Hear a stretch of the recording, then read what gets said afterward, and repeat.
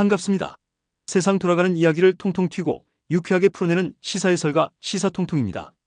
복잡하고 머리 아픈 뉴스들 사이에서 핵심만 콕콕 집어 밟고 명랑하게 전해드릴게요. 여러분 안녕하세요. 오늘도 대한민국 구석구석의 소식을 활기차게 전달해드리는 시사통통입니다. 오늘 뉴스들을 보니 가슴이 답답하면서도 헛웃음이 나오는 소식들이 참 많네요. 여러분은 오늘 하루 어떠셨나요? 혹시 답답하셨다면 저 시사통통과 함께 시원하게 한번 털어버리시죠. 첫 번째 소식부터 정말 기가 막히고 코가 막히는 이야기로 시작해보겠습니다. 곽상도 전 의원의 아들이 퇴직금으로 50억 원을 받았는데 재판부에서 무죄가 나왔다는 소식입니다. 이 소식에 MBN 앵커는 방송에서 차라리 뇌물을 퇴직금으로 달라는 국민의 분노가 읽힌다며 아주 매서운 일침을 가했는데요.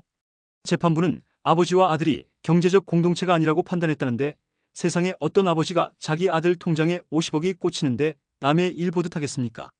법전 속에서는 무죄일지 몰라도 우리 국민의 마음 법전에는 이미 유죄 판결이 내려진 게 아닌가 싶습니다. 우리 청년들은 오늘도 몇십만 원 월급 인상에 가슴 설레는데 50억 퇴직금이라니 정말 세상 요지경이라는 말이 딱 어울립니다. 분위기를 바꿔서 이번엔 야권 내부의 복잡한 상황을 좀 더 깊이 들여다보겠습니다. 장동혁 의원이 최근 자신의 직을 걸겠다는 발언을 해서 화제가 됐는데요. 이를 두고 한국일보는 뜬금없는 직 걸기이자 당권에만 집착하는 보수의 자해행위라고 아주 강하게 비판했습니다. 정치가 도박도 아닌데 왜 자꾸 소중한 직을 걸고 승부수를 띄우는지 모르겠습니다. 국민이 원하는 건 직을 거는 화려한 쇼가 아니라 민생을 챙기는 진심 어린 행동인데 말이죠.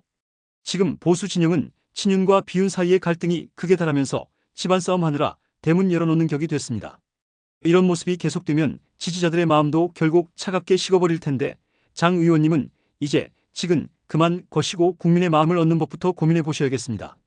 여기에 더해 조국 대표의 행보가 정치권을 아주 뜨겁게 달구고 있습니다. 조국 대표는 최근 더불어민주당을 향해 2월 13일까지 답이 없으면 합당은 없는 것으로 알겠다며 최후 통첩을 날렸습니다. 이건 단순한 밀당이 아니라 다가올 지방선거를 겨냥한 아주 치밀한 생존 전략입니다. 조국 대표 입장에서는 민주당이 계속해서 애매한 태도를 보이면 조국 혁신당의 존재감이 사라질까봐 걱정되는 것이죠. 그래서 이번 기회에 우리랑 확실히 손을 잡고 대우를 해주든지 아니면 각자 갈 길 가서 선거에서 제대로 한판 붙어보든지 결정하라는 배수진을 친 겁니다. 13일이 마침 설 연휴가 시작되는 시점인데 민주당이 어떤 보따리를 내놓을지에 따라 여권의 지형도가 완전히 바뀔 것으로 보입니다. 연애로 치면 이번 주까지 대답 안 하면 끝이야라고 말하는 쪽이 오히려 주도권을 쥐게 되는 법인데 조국 대표의 이 한수가 어떤 결과로 이어질지 정말 흥미진진합니다. 조국 대표의 2월 13일 최후 통첩 왜 지금인가? 조국 대표가 13일까지 답 없으면 합당은 없다고 못을 박은 건 단순한 심술이 아닙니다. 이건 고도의 지방선거 생존 전략이에요. 갈등의 핵심 민주당 내부에서 우리가 왜 조국당이랑 합쳐야 해? 라는 반발이 터져나왔죠. 특히 합당 문건이 유출되면서 누구 마음대로 최고위원 자리를 주냐는 식의 밀실 야합 논란이 불을 지폈습니다. 조국의 송내조 대표 입장에서는 민주당이 계속 간만 보다가는 조국 혁신당의 존재감이 사라질까봐 겁나는 겁니다. 합당에서 같이 갈 거면 확실히 대우해주고 아니면 우리끼리 독자 노선 타서 지방선거에서 한판 붙자 라는 배수진을 친 것이죠. 향후 예상 13일은 설 연휴가 시작되는 시점입니다. 민주당이 모호한 답변을 내놓는다면 조국 대표는 명분을 쥐고 독자 생존 및 민주당과의 경쟁 모드로 전환할 가능성이 큽니다. 2. 야권 국민의힘의 직 걸기와 PC 초기화 사면초가 상황. 지금 여권은 밖으로는 야당과 싸우고 안으로는 자기들끼리 직을 걸며 내기 중입니다.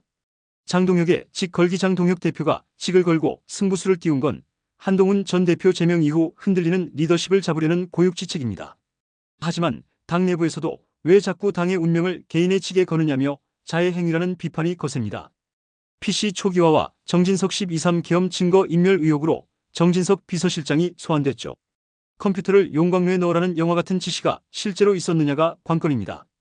이게 사실로 드러나면 야권은 도덕성의 치명타를 입고 지방선거는 폭망의 길로 갈 수밖에 없습니다. 야권의 향후 예상 친윤과 비윤 간의 갈등이 극에 달하며 지방선거 공천권을 두고 제2의 분당급 대충돌이 일어날 확률이 매우 높습니다. 여권 소식이 하나 더 있는데요. 정청래 의원이 쌍방울 변호인의 특검 추천 논란에 대해 인사검증 실패를 인정하며 이재명 대표에게 죄송하다는 사과를 했습니다. 평소 거침없는 입담을 자랑하던 정 의원님도 이번에는 식은땀 좀 흘리셨을 것 같습니다. 검증은 꼼꼼하게 하고 사과는 신속하게 하는 게 정치권의 국룰이라지만 지지자들 입장에서는 가슴이 철렁한 순간이었을 겁니다. 이번 일을 계기로 여권 내부에서도 검증 시스템에 대한 목소리가 높아질 것 같네요. 마지막으로 묵직하지만 꼭 짚고 넘어가야 할 소식입니다. 정진석 대통령 비서실장이 피의자 조사를 받고 있다는 소식과 함께 대통령실의 공용 컴퓨터들이 초기화됐다는 의혹이 터져나왔습니다.